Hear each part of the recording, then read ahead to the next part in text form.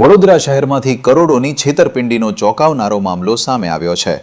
New VIP road પર આવેલી જાણીતી શ્રી સિદ્ધેશ્વર ગ્રુપ સાથે જોડાયેલા પાનસુરિયા પરિવારના બિલ્ડરો સામે 6 કરોડ 33 લાખ રૂપિયાની છેતરપિંડીની ફરિયાદ નોંધાઈ છે। ગોધરાની મહિલા શૈક્ષણિક સંચાલક જ્યોતિકાબેન પટેલે હરણી પોલીસ સ્ટેશનમાં 5 બિલ્ડરો સામે વિશ્વાસઘાત અને ગુનાહિત કાવતરાનાનો આક્ષેપ કર્યો છે। ફરિયાદ મુજબ કોવિડ કાળ દરમિયાન બિલ્ડરોએ આર્થિક મદદ માંગી હતી। વિશ્વાસ રાખી ફરિયાદીએ 3 કરોડ 88 લાખ રૂપિયા બેંક મારફતે અને 2 કરોડ 50 લાખ રૂપિયા રોકડ મળી કુલ 6 કરોડ 33 લાખ રૂપિયાનું રોકાણ કર્યું હતું। બદલે બિલ્ડરોએ દુકાનો અને ફ્લેટના રજિસ્ટર્ડ બાનાખત કર્યા હતા, પરંતુ ફરિયાદીના પતિ જેલમાં હોવાના સમયગાળામાં બનાવટી સહીઓ કરી આ બાનાખત રદ કરાવી મિલકતો અન્યને વેચી નાખી અને તેના પર લોન પણ લેવાઈ હોવાનું બહાર આવ્યું છે। ફરિયાદના આધારે હરણી પોલીસે ગુનો નોંધી તપાસ શરૂ કરી છે। રવિ સુરેશ પાનસુરિયા કે જેઓ છેલ્લા ઘણા સમયથી પોતાનું ઘર છોડીને ક્યાંક જતા રહ્યા છે અને એક વિડીયો વાયરલ કરીને તેઓએ દીક્ષિતભાઈ પટેલ અને તેમના પત્ની અને કેટલાક અન્ય લોકોની સામે વ્યાજખોરી બાબતના ખોટા આક્ષેપો કર્યા છે। તેના બાબતની સાચી હકીકતો એવી છે કે તારીખ 31/8/2025ના રોજ કુલ 4 આરોપીઓ, જેમાં સુરેશ પાનસુરિયા, મનીષ પાનસુરિયા, પ્રવીણ પાનસુરિયા, કિશોર પાનસુરિયા અને રવિ પાનસુરિયા એવા આ પાંચેની સામે હરણી પોલીસ સ્ટેશન ખાતે દસ્તાવેજી પુરાવા સાથે આ તમામ આરોપીઓએ ગુનાહિત ષડયંત્રના ભાગરૂપે ખોટા અને બનાવટી દસ્તાવેજોનો ઉપયોગ કરી સરકારી કચેરીઓમાં પણ આ ખોટા દસ્તાવેજો ઊભા કરીને રજૂ કરેલા છે અને એક તરફી જાન બહાર દસ્તાવેજ બાનાખાતો રદ કર્યા છે, જે હાલ પણ જે કાયદાના પ્રસ્થાપિત સિદ્ધાંતો છે તે મુજબ નામદાર સુપ્રીમ કોર્ટે પણ એક વખત ફરીવાર ક્લિયર કર્યું કે એક તરફી કોઈ બાનાખાતો રદ ન થઈ શકે।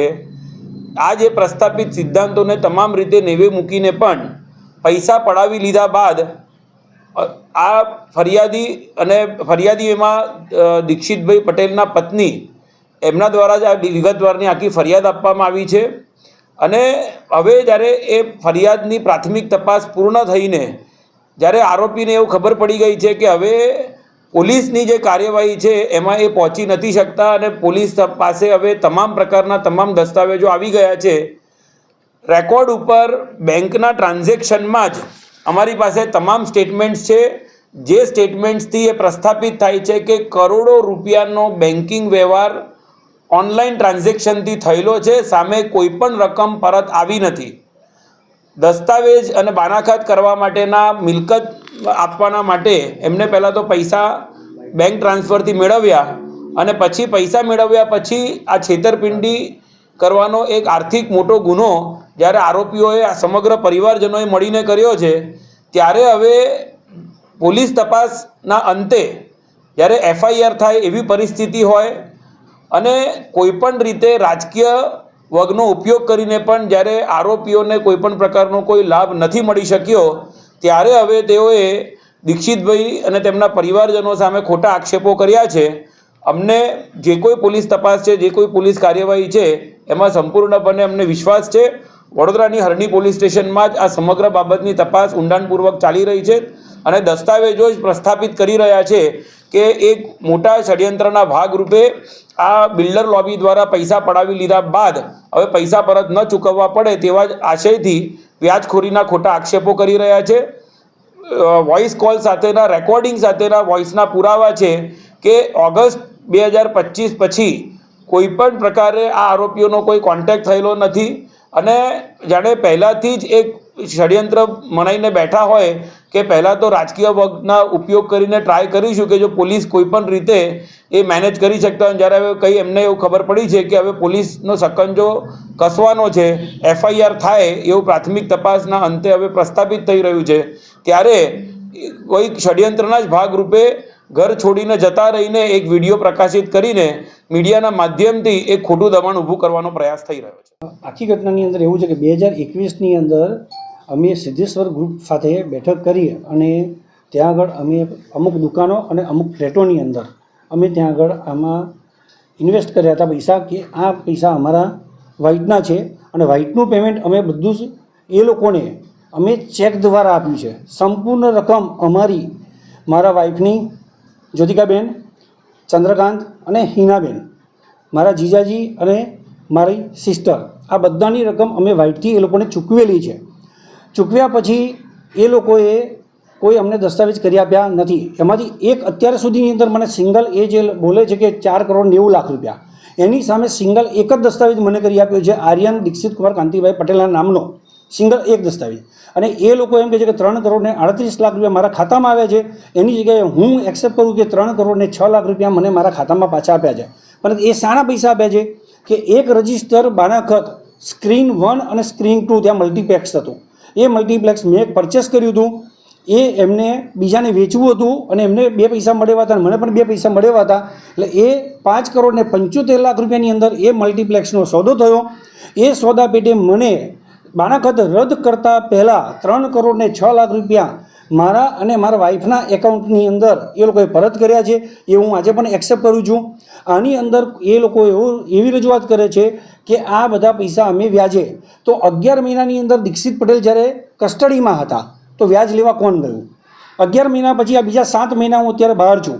7 મહિનાની અંદર એમની જોડે મારે ઓછામાં ઓછી 1.5 મહિનાની અંદર જૂન અને જુલાઈ મહિનાની અંદર 7 થી 8 વખત મિટિંગ થઈ છે. એ મિટિંગની અંદર મારો ઓડિયો ક્લિપ મેં સર્વેને આપી છે. એ ઓડિયો ક્લિપની અંદર મને વાઘોડિયાની જમીન, હરણીની જમીન, આનો દસ્તાવેજ કરી આપ્યું. એવી રીતે ફોસલાવીને મને ટકાઈ રાખ્યો અને છેલ્લે મને મારી જોડથી એ લોકોએ 4 કરોડ રૂપિયાના બીજા ચેક લીધા હરણીની જમીનનો દસ્તાવેજ કરવા માટે. એ ચેકો પણ મેં એમને આપેલા છે. એ ચેકની પાછળ મેં ઉલ્લેખ કરેલો છે કે હરણીની જમીન પેટે મેં ચેકો આપ્યા છે. એટલે આ રીતે એ લોકોએ મને ફોસલાવીને ટાઈમ ખેંચ્યો હતો. પછી એ લોકોનો પ્રત્યુત્તર હું ફરી છેલ્લે મળવા ગયો ત્યારે મનીષ પાનસુરિયાએ મને એવું કહ્યું કે તમારાથી થાય એ કરી લો. અને રવિનો જે ઓડિયો છે એ 18 તારીખનો ઓડિયો છે, ઓડિયો ક્લિપ છે. મેં આપ સર્વને જે મોકલી છે એ ઓડિયો ક્લિપ, એ ઓડિયો ક્લિપના આધારે આપને ખ્યાલ આવી જશે કે એને મને તે વખત જ ધમકી આપી દીધેલી કે દીક્ષિતભાઈ તમે કશું પણ એક્શન લેશો તો હું કંઈક આવું કરીશ. એ ઓડિયોમાં સ્પષ્ટ રવિભાઈ બોલતા જણાય છે. આજથી 4.5 મહિના પહેલાંની 4.5 મહિના પહેલાંની વાત છે. એટલે આ બધા એક પ્રોપાગન્ડા ઊભા કરી અને અમારી પર પ્રેશર બનાવવામાં આવી રહ્યું છે કે આ દીક્ષિત પટેલ અને એમની ટીમ દ્વારા પૈસા માગવામાં ન આવે. બીજો એક ઉલ્લેખ કરું છું અત્યારે આગળ આપની સમક્ષ કે આ સ્ટેટમેન્ટ છે મારી સિસ્ટર, એની અંદર 4 બાનાખત થયેલા છે. સંપૂર્ણ અવેજની રકમ ચૂકતી થયેલી છે ચેકથી. એ બધા જ બાનાખતના રદ કરી ડુપ્લિકેટ સહીથી અને એ બધા બીજાને વેચાણ કરી આપેલ છે. એ સિવાય મારા જીજાજી, એમના નામે પણ દુકાનો છે.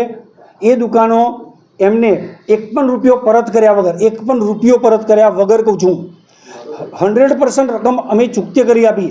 દસ્તાવેજ કરવાની વાત કરી ત્યારે અમને આ રીતે ધમકી આપતા હતા કે ભાઈ તમે જો કંઈક કરશો તો અમે આવું કરીશું.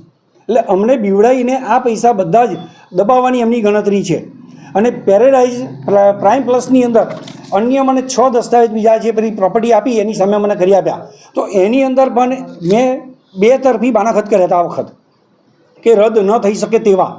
એ બાનાખત બધા જ, એમાંથી પણ એક બાનાખત એમને રદ કરી દીધું મારી જાણ બહાર.